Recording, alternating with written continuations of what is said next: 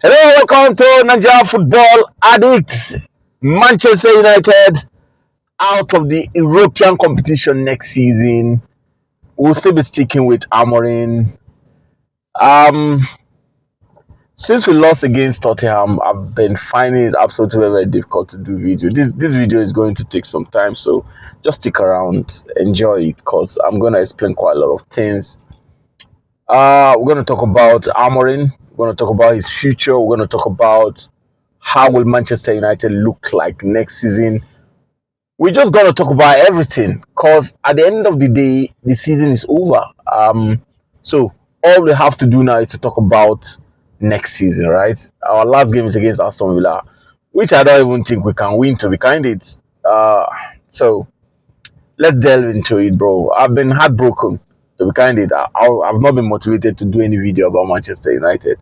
After my interview with people, I just interview fans, and normally I'm supposed to talk about it, but I've just been heartbroken that I couldn't. I don't know.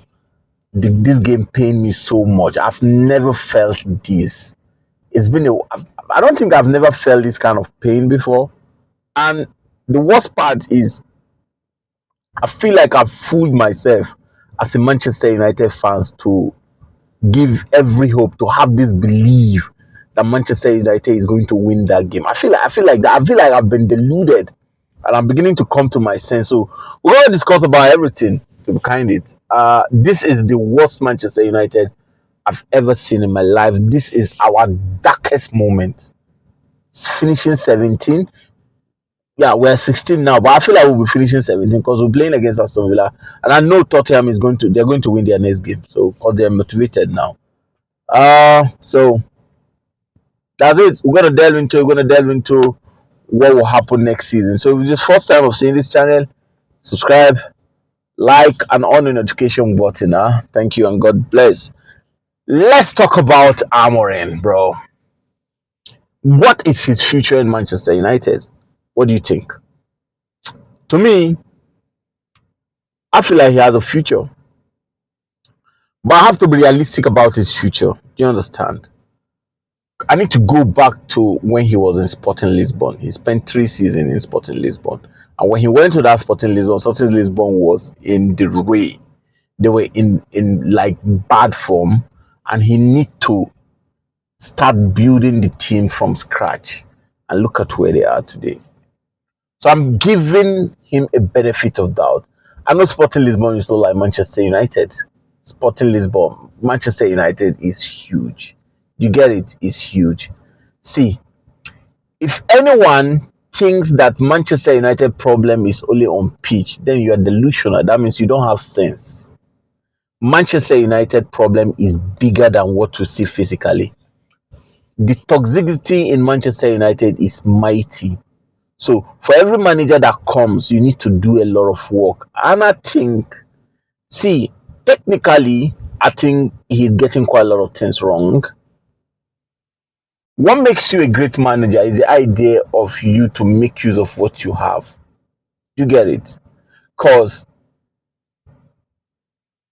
I'm supporting Amorim. I know what, if next season they give him like 200 million pounds, I'm not expecting Ruben Amorim to leave that next season, even if we not perform. Because football is all about if. There's nothing that is guaranteed. Ruben Amorim, they can still give him 200 million pounds next season, and at the end of the day, he will not still achieve anything. That's football for you. And we could still give him 200 million pounds and he will be excellent. So now, what is the risk of Manchester United remaining with Ruben Amorim, giving him another 200 million pounds to spend next season? It's a big risk. Do you understand? So me, I've said it that I don't want to be a fan that will be saying change coach, change manager, change manager. No. I believe in Amorim. I think they should give him money next season to sign the kind of players that he wants to sign. But this is where a proper management comes to play. Ratcliffe's and whatever people that are going to give him that money, They need to make sure that they are signing a player that do not just fit into Ruben Amorim's tactics, but players that even if Ruben Amorim end up not being Manchester United manager, those players can still fit into another manager's tactics or manager's system. Do you get it? So we should not just say give him that 200 million pound, let him sign whoever fit into his pattern alone or his system alone. No, it's now time for them Ratcliffe to make sure that they sign the kind of player that if at the end of the day he does those players, if at the end of the day they end up sacking Amorim, those kind of players should fit into any manager that is coming. That should be the IQ, the intellectual that Ratcliffe should be applying presently. Do you get it? Now, there are players that have to stay in Manchester United, and there are players that have to leave Manchester United. See, I've said it. These players, they've not done anything remarkable that we should be loyal 100% to them. Do you get it? If there's any player that can be 100% loyal to in this present Manchester United now, presently, it's Bruno Fernandes. Aside from that, anybody can leave Manchester United as it stands now. Do you get it? There are players that I want them to leave, and there are players that I want Manchester United to still give an opportunity to. Number one player that I feel like they should be leaving, number one, that I feel like next season I don't want them in Manchester United again. Number one is Casemiro. I know people will be like, why Casemiro has been excellent? No, he is getting old and his wages are enormous. That's number one. See, that boy they call Garnacho, his pride is just too much in that team. He should leave. After we lost that game, I saw all what he was writing on Instagram and whatever. That is rubbish. That is very, very unprofessional. Do you get it? Garnacho, Lindelof, Shaw, Onana. Do you get it? These are players that I want them to leave that club now. Dalot, Eriksen. I'm looking at almost 8 players that should leave Manchester United. And these are players that I think should remain in Manchester United. Bruno Fernandes is number one. Yoro, what an excellent player, should remain in Manchester United. Yes. Dogu should remain in Manchester United. Yeah. Hodge, see, I know quite a lot of people are sticking out Hodgson like he should just leave Manchester United. I think we should still give him chance. I think Hodgson should still remain in Manchester United, but he's not going to be your number one striker. Yeah. Zegzi should remain in Manchester United. Yes. Harry Maguire should remain in Manchester United.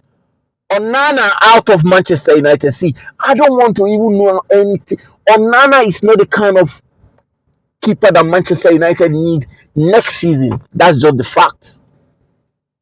Onana out. That's it. So, Bruno Fernandes, Yoro, Dogu, Mino can remain. Rashmut Hodgson can remain. I know you're going to complain about that, but I think he can be our second striker. And I think he still have time to develop. He's just 22. Amad Diallo, of course, he should remain in Manchester United. Who am I missing? Who am I missing? I think these are like the 6 main players that I know that they should remain in Manchester United. But any other player should leave Manchester United and let this man sign these kind of own players. That is it. You understand? If there are 2 things that Manchester United is suffering from, and this is a fact, or let me make it 3, that Manchester United, as soon as you get those 3 things right, Manchester United will be competing next season. Number 1 is having a proven striker. Until Manchester United have a striker that can score 25, 30, 20 goals in a season, we're still going to remain this way. That's just the fact. That is just the fact. That's why when they say they want to sign the Delap, I'm like, are you mad? Are you mad to say you want to sign the Delap? For what? The Delap that cannot give you 20 goals in a season? No. Sign a proven striker. Whatever it takes, we need to sign a striker that can score 25, 30 goals in a season. That's it.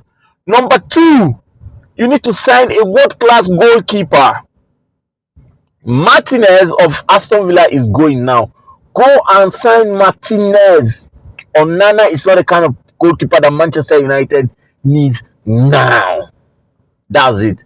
Another one is to sign a very, very creative midfielder. And that is why I'm happy that Konha is coming, right? Because now we'll be having a two pivotal number 10.